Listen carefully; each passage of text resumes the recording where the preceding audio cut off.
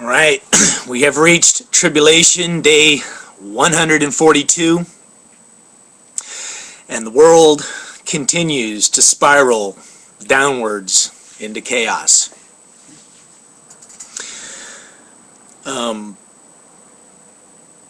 As I look out at what's going on in the world, it's not good. The world continues to march towards an economic collapse, continues to march towards a transformation to what I would call the New World Order, to a consolidation of earthly power by some kind of antichrist person, towards a world that will be hostile towards those that have faith in God and Jesus. And, a lot of people out there, Christians, they seem to be scared shitless of the tribulation. Especially those that are pushing this rapture concept. And, I'm going to tell you right now, that's not my view on it. My view is it's an honor and a privilege to be alive in these end times. It's an honor and a privilege to go into the tribulation. One of the false concepts out there is, a lot of Christians push that, hey, if you believe in God and you believe in Jesus, that life will be easy, that life will be hunky-dory, that if you believe in God and Jesus, that you'll have everything you need in life, wealth, health, that you'll never have to face any kind of tribulation. The easy path, the express bus.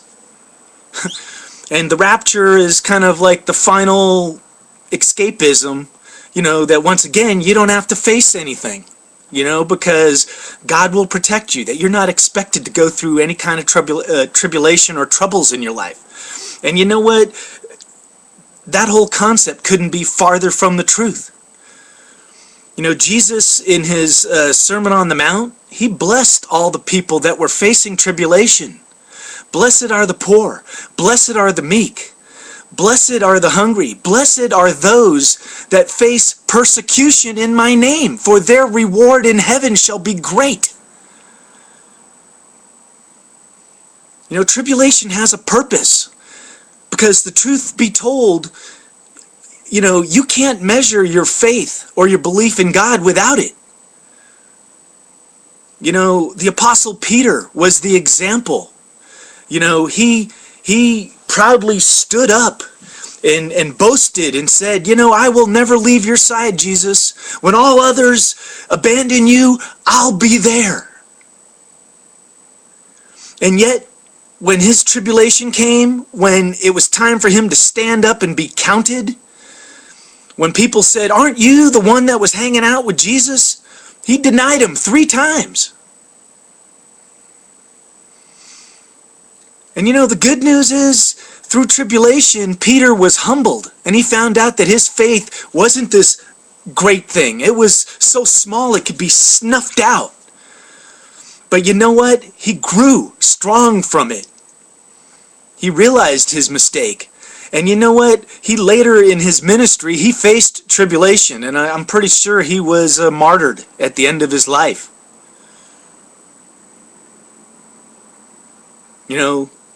It's an honor to die for God and Jesus.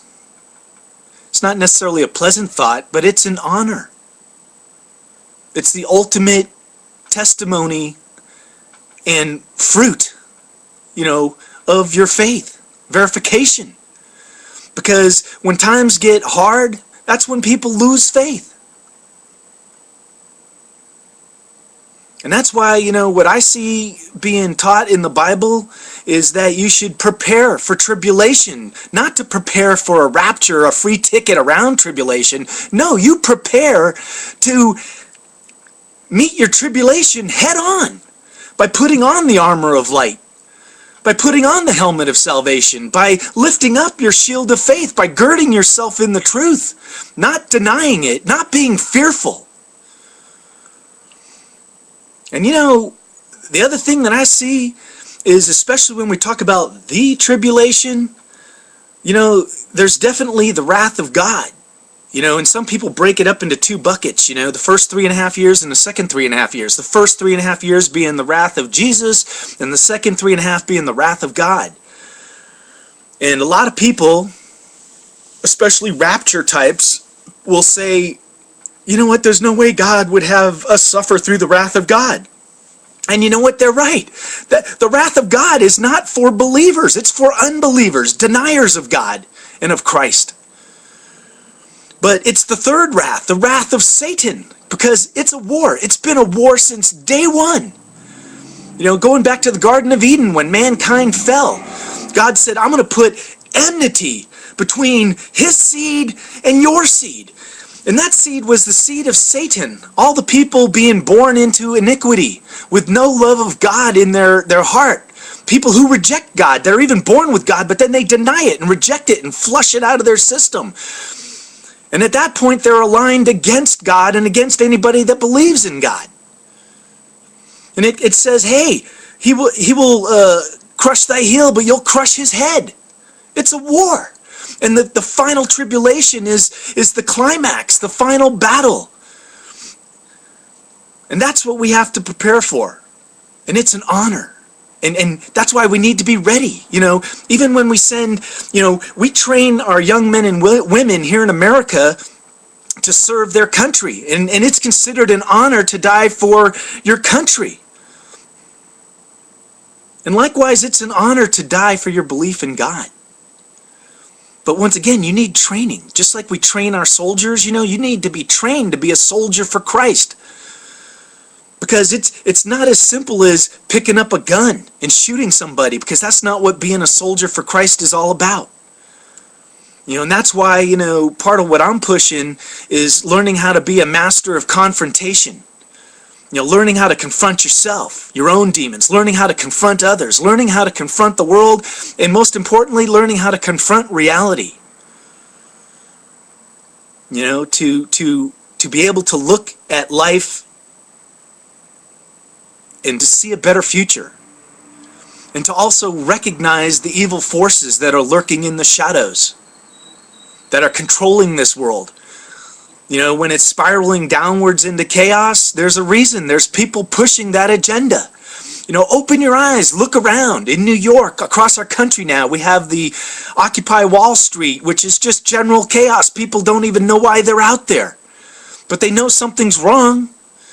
And you know what I'm telling you is, you know, those of us that are soldiers for Jesus, you know, we need to be the voice of reason. We need to be the ones that stand up by sitting down, that don't join the mobilization. We're mobilizing for Jesus. You know, the chaos, that's mobilizing for Satan. They want the chaos.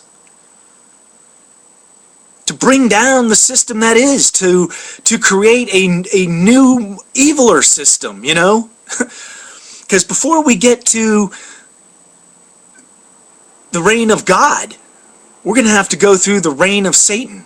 You know, that's the great tribulation. You know, Satan is going to be given his hour here on earth. And that's when, you know, as the rest of the world suffers the wrath of God, that's what's going to turn them against anybody that believes in God or Jesus, because they're going to be so upset at the misery that they're having to suffer through, and they're going to look at the people that believe in God that aren't suffering through it, and it's going to make them want hate and want to persecute us.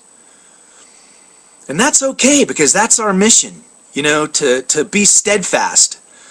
You know, once again, if you look at the story of Peter, you know, Jesus says, build your house of faith on a rock so that it can withstand the storm. You know, because if your faith is so weak that you're just scared shitless of the tribulation, then you haven't built your house on the rock. It's been built on the sand. And now you're praying to God to rapture your ass off of the earth so that you don't have to face any kind of tribulation.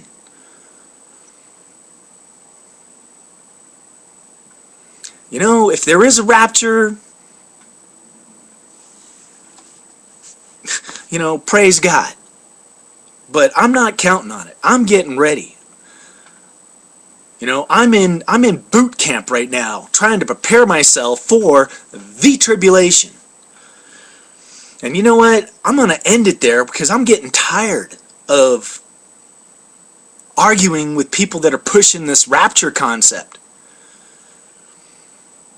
But, just like Peter fell away when his moment of truth came, he denied Jesus. I believe that's going to be part of the great falling away, just like the Harold Camping thing, by him planting a stake and saying, this is the day that we're all leaving Earth. A lot of people around the earth, they said, that's it, it's all phony, it's all fake. Harold Camping, he's a liar, and that whole concept's a big old lie. Well, that's the danger of the rapture as well, because when it doesn't happen, a lot of people are going to lose their faith and say it's all phony. And then what they're going to be open to and susceptible to believing in an even greater lie as an antichrist shows up and says, look at what I can do.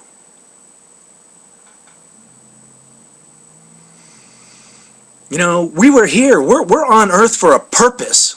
The purpose is not to be praying to God to take us away from earth. No, our purpose is to live large on earth to the end. And to bear fruit to the end. To bring as many others to God and to Christ as possible. To be the example. To be the shining light. Not to mask who we are, but to bravely stand up, even if it means sacrificing our life.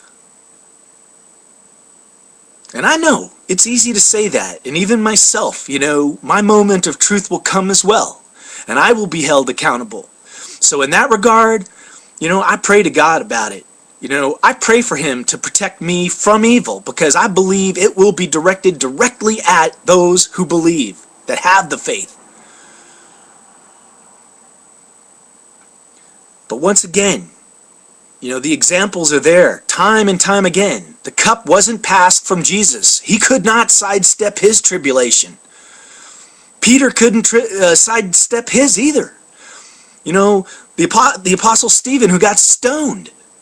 Right as he was being stoned, he looked up in the heavens and he said, I see the glory of God and Jesus standing at the right hand of God. So it's through tribulation you will realize your salvation. Embrace it. Hit it head on. Don't live your life in fear. The only fear is the fear of God. And you know what? God is not coming after you if you have faith in Him. He's coming after those that don't have faith in Him. And you don't have to fear Satan. He's coming after us too. But once again, if you've got God on your side, you don't need anybody else on your side. So stand tall. All right, God bless everybody. Rock on. Peace.